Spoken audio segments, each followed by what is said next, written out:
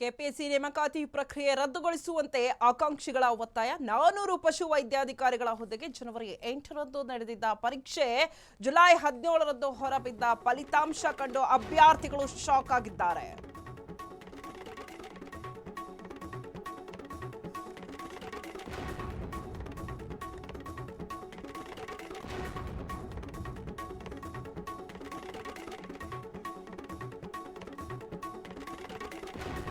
KPSC ನೇಮಕಾತಿ ಪ್ರಕ್ರಿಯೆ ರದ್ದುಗೊಳಿಸುವಂತೆ ಆಕಾಂಕ್ಷಿಗಳ ಒತ್ತಾಯ 400 ಪಶು ವೈದ್ಯಾಧಿಕಾರಿಗಳ ಹುದ್ದೆಗೆ ಜನವರಿ 8ರಂದು ನಡೆದಿದ್ದ ಪರೀಕ್ಷೆ ಜುಲೈ 17ರಂದು ಹೊರಬಿದ್ದ ಫಲಿತಾಂಶ ಕಂಡು ಅಭ್ಯರ್ಥಿಗಳು ಶಾಕ್.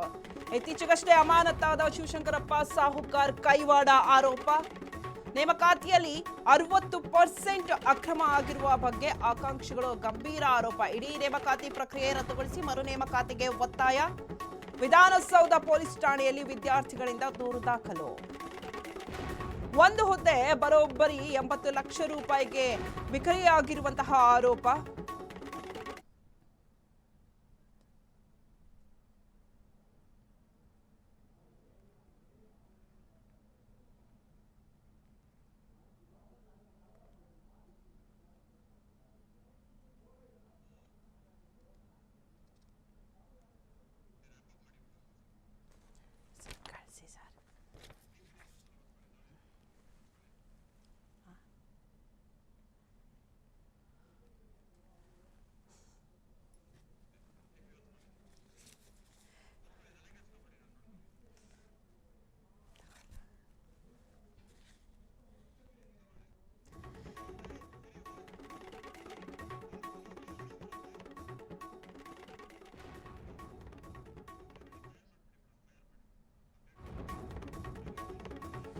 ಕೆಪಿಎಸ್ಸಿ ನೇಮಕಾತಿ ಅಕ್ರಮ ವಿರುದ್ಧ ವಿದ್ಯಾರ್ಥಿಗಳ ಹೋರಾಟ. ವಿದ್ಯಾರ್ಥಿ ಸಂಘಟನೆಗೆ ಬೆಂಬಲ ನೀಡಿದ ರೈತ ಮುಖಂಡರು. ಇಂಥವರ ವಿರುದ್ಧ ಕೇವಲ ಅಕ್ರಮ ಅಲ್ಲ, ಗಲ್ಲು ಶಿಕ್ಷೆ ಆಗಬೇಕು. ಶಿವಶಂಕರಪ್ಪ ಸೇರಿ ಹಲವು ಕೆಪಿಎಸ್ಸಿ ಸದಸ್ಯರು ಅಕ್ರಮದಲ್ಲಿದ್ದಾರೆ. ಮಧ್ಯವರ್ತಿಗಳ ಮೂಲಕ ಭಾರಿ ಮಟ್ಟದಲ್ಲಿ ವ್ಯವಹಾರ ನಡೆದಿದೆ.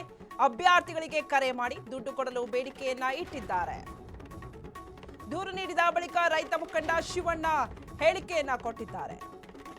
ಪಶು ವೈದ್ಯಾಧಿಕಾರಿಗಳ ನೇಮಕಾತಿ ಪ್ರಕ್ರಿಯೆ ರದ್ದು ಮಾಡಬೇಕು. ಯುಪಿಎಸ್ಸಿ ಬರೆದ ಅಭ್ಯರ್ಥಿಗಳು ಪಾಸ್ ಆಗಲು ಕಷ್ಟಪಟ್ಟಿದ್ದಾರೆ.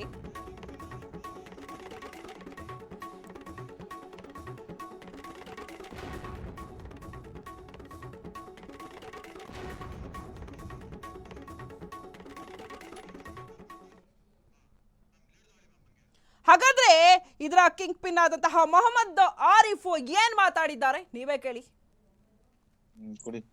ಕೊಡ್ತಾ ಇದೀನಿ ಸರ್, ಅಪ್ಪಂಗೆ ಕೊಡ್ತೀನಿ ಸರ್. ಮಾತಾಡಿ. Hello sir. ಸರ್ ನಮಸ್ಕಾರ. ನಮಸ್ತೆ ಸರ್. ಸರ್ ನಿನ್ನೆ ಹುಡುಗ ಬಂದು ಭೇಟಿಗಿದ್ದ, ಹಾಂ ಸರ್. ಹೇಳಿದಾನೆ ಎಲ್ಲ ಕರೆಕ್ಟ್ ಆಗಿ? ಹಾಂ ಸರ್, ಹೇಳಿದೆ ಸರ್. ನಾನು ಬರ್ಬೇಕು ಅನ್ಕೊಂಡ್ರೆ ಆಗಿದೆ ಸರ್. ನೀವು ಬಂದಿದ್ರೆ ಚೆನ್ನಾಗಿರ್ತಿತ್ತು ಇದ್ರಾಗೆ. ಹಾಂ, ಬೇರೆ ಕೆಲಸ ಇತ್ತು ಸರ್, ಆಗಿದೆ ಸರ್. ಸರ್ ಸರಿ ಇದೆನಾ, ಮಾಡೋಣ? ಹಾಂ ಮಾಡಿ ಸರ್. ಅದು ನನ್ನ ಮಗ ಮದುವೆ ಮಾಡಬೇಕಿತ್ತು. ಮೊದಲು ಮಾಡಿದ್ರೆ ಭಾಳ ಚೀಪಲ್ಲಿ ಆಗ್ತಿತ್ತು. ಹಾಂ ಸರ್. ಸ್ವಲ್ಪ ಕಾಸ್ಟ್ಲಿ ಆಗ್ತಾ ಇದೆ ಸರ್. ನೋಡಿ ಸರ್, ಎಷ್ಟಾಗೋ ಸರ್? ಅಲ್ಲಿ ನಿನ್ನೆ ಹೇಳಿದ್ದೀನಲ್ಲ ಸರ್ ಅವ್ರಿಗೆ. ಮಗ ಹೇಳಿದೆ ಸರ್, ಸ್ವಲ್ಪ ಅದೇ ಕಡಿಮೆ ಅಂತ ಮಾಡ್ತೀನಿ ಅಂತ ಹೇಳ್ತಂತ. ಸ್ವಲ್ಪ ಏನಾರೇ ನೋಡೋಣ, ಬಟ್ ಅವ್ರು ಅಷ್ಟು ಕೊಡ್ಲೇಬೇಕಂದ್ರೆ ಏನ್ ಮಾಡಕ್ಕಾಗಲ್ಲ ಸರ್. ಎಷ್ಟು ಸರ್ ಅದು? ಅವರೆಲ್ಲ ಭಾಳ ಭಯಂಕರ ಜಾಸ್ತಿ ಹೇಳ್ತಾ ಇದಾರೆ, ಆದ್ರೂ ಅಷ್ಟೇನ್ ಆಗುದಿಲ್ಲ ಅದು. ಹಾಂ ಸರ್. ನೋಡೋಣ, ಒಂದು 80 ತನಕ ಏನ್ರಿ ಅರೇಂಜ್ಮೆಂಟ್ ಮಾಡ್ತೀನಿ ಅಂತ ಹೇಳಿನಿ. ಹಾಂ ಸರ್. ಸ್ವಲ್ಪ ಕಡಿಮೆ ಆಗಲ್ಲ ಸರ್?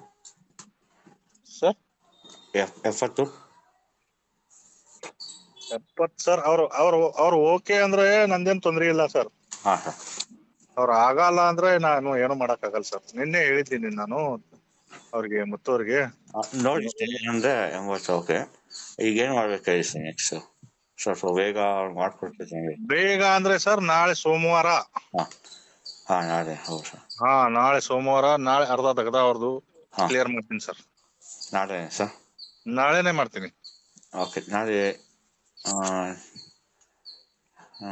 ಓಕೆ ಸರ್, ಆಯಿತು. ನಾಳೆ ದುಡ್ಡು ಕೊಡ್ಬೇಕಲ್ಲ ಸರ್? ದುಡ್ಡು ಕೊಡ್ಬೇಕು ಸರ್. ಅಲ್ಲಿ ವಿನೋದನ್ ಕೈಯಲ್ಲಿ ಕೊಡಿ, ನೀವು ಸ್ಪೀಕರ್ ಇಟ್ಟು ಓಪನ್ ಸ್ಪೀಕರ್ ಸ್ಟಾರ್ಟ್ ಇರ್ಲಿ. Okay sir. ವಿನೋದನ್ ಕೈಯಲ್ಲಿ ಕೊಡಿ ಫೋನ್. ಕೊಡ್ತೀನಿ. ಹಾಂ ಸರ್, ಹೇಳಿ ಸರ್. ವಿನೋದ್ ಮತ್ತೆ ಯಾರಿಗಾರ ಮಾತಾಡ್ಬೇಕಾ ಮನೆಯಲ್ಲಿ? ಇನ್ಯಾರಿಲ್ಲ ಸರ್, ನಮ್ಮ ಅಪ್ಪ. ನಿಮ್ಮ ಮಾಮವರು ಯಾರು? ನಮ್ಮ ಮಾಮ ನಿನ್ನೆ ಮಾತಾಡಿದ್ರಲ್ಲ ಸರ್. ನೀನ್ ಮಾತಾಡಿದಾರೆ, ಮತ್ತೇನ್ರಿ ಪ್ರಾಬ್ಲಮ್ ಏನಿಲ್ಲದಲ್ಲ ಮನೆಯಲ್ಲಿ? ನಮ್ಮ ಅಪ್ಪ ಮಾತಾಡಿದ್ರು. ಹ್ಮ್. ಏನ್ ತೊಂದ್ರೆ ಇಲ್ಲ, ಮಾಡಿಸ್ಕೊಳ್ಳಿ, ಇನ್ನು ಮದ್ವೆ ಮಾಡ್ಬೇಕು ನಿಂಗೆ ಅಂತ ಹೇಳಿದ್ರು ಸರ್. ಇಲ್ಲ ವಿನೋದ್. ಹಾಂ ಸರ್, ಹೇಳಿ ಸರ್. ಸರ್ ಫೋನ್ ಬಂದಿತ್ತು ಇವಾಗ. ಹಾಂ ಸರ್. ನೀವು ಓಕೆ ಅಂದು ನಿಮ್ ಡಾಕ್ಯುಮೆಂಟ್ಸ್ ತಂದು ಅವ್ರಿಗೆ ಅಮೌಂಟ್ ಕೊಟ್ಟಿವಿ ಅಂದ್ರೆ ನಾಳೆ ಬೆಂಗಳೂರಿಗೆ ಹೊರಡ್ತಾರೆ. ಬೆಂಗಳೂರಲ್ಲಿ ಬರ್ತಾರಂತವ್ರು. ಹಾಂ ಸರ್, ಎಷ್ಟು ಸರ್ ಬೇಕು ಸರ್ ನಾಳೆ? ನಾಳೆ ನಿಮ್ಗೆ ಹೇಳಿದ್ನಲ್ಲ ನಿನ್ನೆ. ಅರ್ಧ ಸರ್. ಅಮೌಂಟ್ ಒಂದ್ ಸ್ವಲ್ಪ ಅರೇಂಜ್ಮೆಂಟ್ ಮಾಡಿದ್ರೆ. ಇದೆ ಸರ್, ಈಗ ಒಂದು 30 ಇದೆ ಮನೇಲಿ. ಇದು ಈಗ ನೀವು ಹೋಗ್ಬೇಕಾಗತ್ತೆ ಅವ್ರ ಜೊತೆ. ಎಲ್ಲಿ ಬರ್ಬೇಕು ಸರ್ ನಾಳೆ?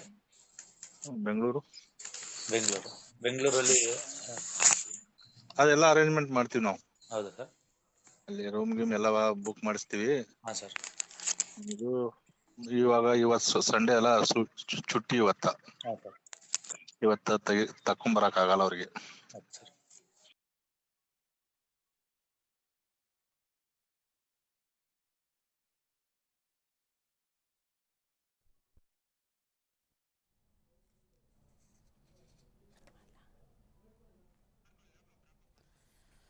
ಅಲ್ಲರಿ, ನೀವು ಡೆಲ್ಲಿಲಿ ನೋಡಿದ್ರೆ ಅಲ್ಲಿ ಅಯ್ಯೋ ನೀಟ್ ವಿದ್ಯಾರ್ಥಿಗಳಿಗೆ ಪಾಪ ಎಷ್ಟೊಂದು ಇದಾಗ್ಬಿಟ್ಟಿದೆ, ಕಷ್ಟ ಆಗ್ಬಿಟ್ಟಿದೆ, ಅಯ್ಯೋ ಮೋಸ ಆಗಿದೆ ಅಂತ ನೀವು ಅಲ್ಲೋಗಿ ಹೋರಾಟ ಮಾಡ್ತಿದ್ದೀರಾ. ಆದರೆ ನೋಡ್ರಿ DK ಶಿವಕುಮಾರ್ ಅವರೇ, ನಿಮ್ಮ ಕಾಂಗ್ರೆಸ್ ಅಂದರೆ KPSCಲಿ ಇಲ್ಲಿ ಪಾಪ ಅಭ್ಯರ್ಥಿಗಳು ನಮಗೆ ಕಷ್ಟ ಆಗ್ತಿದೆ, ನಮಗೆ ಮೋಸ ಆಗಿದೆ, ನಾವು ಕಷ್ಟಪಟ್ಟು ಓದಿದ್ದೀವಿ, ಆದರೆ ಇಲ್ಲಿ ನೋಡಿದ್ರೆ ಒಂದು ಪೋಸ್ಟಿಂಗಿಗೆ ಕೋಟಿ ಲಂಚ ಕೊಡಬೇಕು, ನಮ್ಮ ಹತ್ರ ಲಂಚ ಕೇಳ್ತಿದ್ದಾರೆ ಅಂತ ಆ KPSC ಭ್ರಷ್ಟಾಚಾರನ ಬಯಲಿಗೆ ಎಳೆದಿದ್ದಾರೆ. ಆದರೆ ನಮಗೇನಪ್ಪ ಡೋಂಟ್ ಕೇರ್ ಅನ್ನೋ ರೀತಿಯಲ್ಲಿ ನೀವು ಅಲ್ಲೋಗಿ ಡೆಲ್ಲಿಲಿ ಪ್ರೊಟೆಸ್ಟ್ ಮಾಡ್ತೀರಾ. ಆ ವಿದ್ಯಾರ್ಥಿಗಳಿಗೆ ನ್ಯಾಯ ಸಿಗಬೇಕು ಅಂತ ಹೇಳಿ ನೀವು ಅಲ್ಲಿ ಇದು ಮಾಡ್ತಾ ಇದ್ದೀರಾ. ಆದರೆ ಇಲ್ಲಿ ನೋಡ್ರಿ, ನಮ್ಮ ಕರ್ನಾಟಕದಲ್ಲಿ ಎಂಥ ವ್ಯವಸ್ಥೆ ಅಂತ ಯಾವ ಸ್ಥಿತಿನೇ.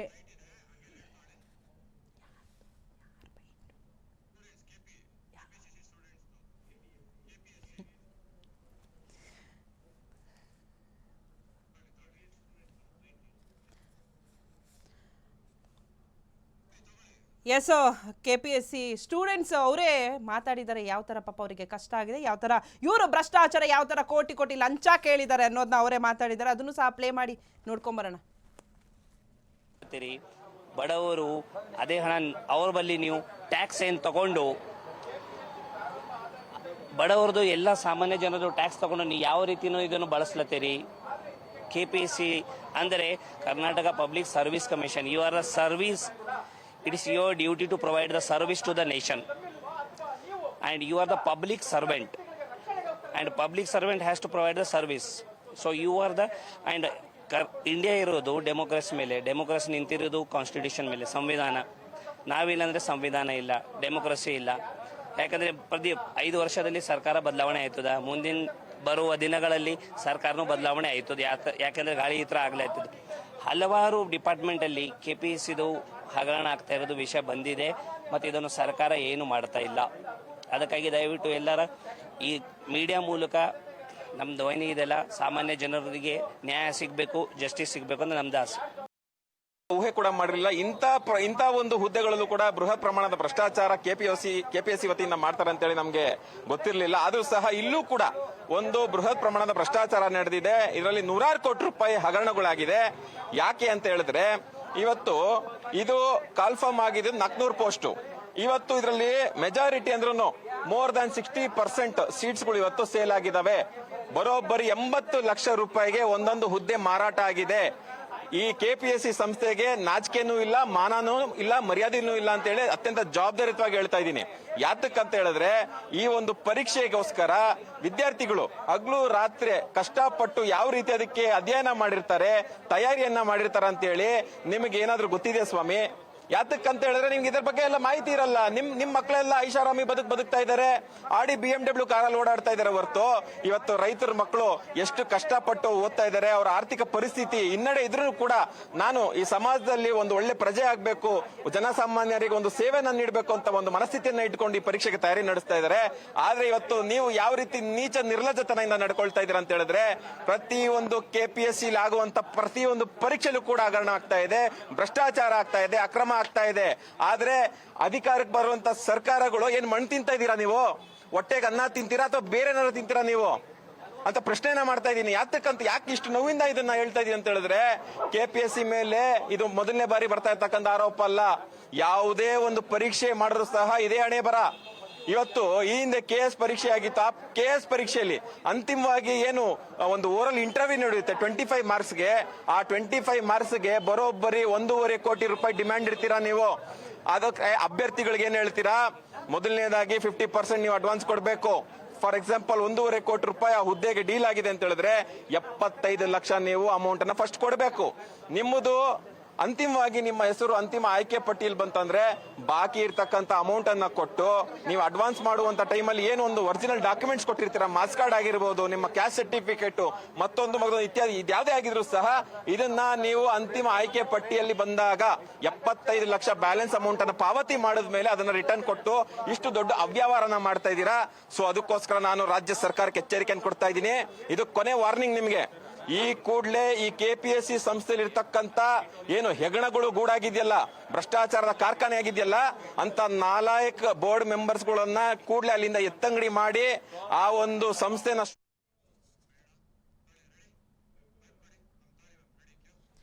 ಇದ್ರ ಬಗ್ಗೆ ಹೆಚ್ಚಿನ ಡೀಟೇಲ್ಸ್ ಕೊಡ್ತಾರೆ ನಮ್ಮ ಕರೆಸ್ಪಾಂಡೆಂಟ್ ಆದಂತಹ ದೀಪಾ, ಏನಿದು KPSC ಇಷ್ಟೊಂದು ದೊಡ್ಡ ಹಗರಣ, ಪಾಪ ಅಭ್ಯರ್ಥಿಗಳಿಗೆ ಯಾವ ತರ ಮೋಸ ಅಂತ ಕೋಟಿ ಲಂಚವನ್ನ ಕೇಳ್ತಾರೆ, ಇದ್ರ ಬಗ್ಗೆ ಹೆಚ್ಚಿನ ಡೀಟೇಲ್ಸ್ ಕೊಡೋದಾದ್ರೆ?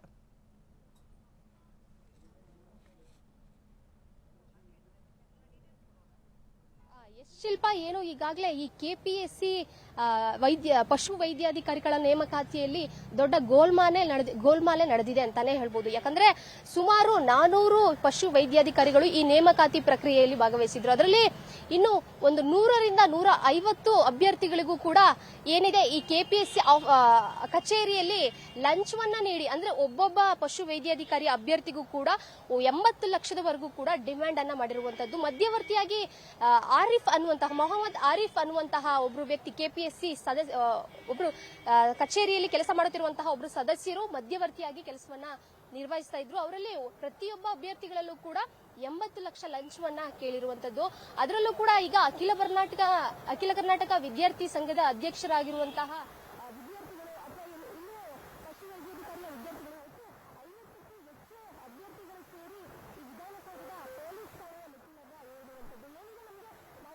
ನೀಡಿ ಈ ಕೆಲಸವನ್ನ ಪಡೆಯೋದಕ್ಕೆ ಆಗ್ತಿಲ್ಲ ಅನ್ನುವಂತಹ ಮಾತನ್ನ ಅವರು ಹೇಳ್ತಾ ಇರುವಂತದ್ದು. ಶಿಲ್ಪ, ಥ್ಯಾಂಕ್ ಯು ದೀಪಾ, ನಿಮ್ಮೆಲ್ಲ ಡೀಟೇಲ್ಸ್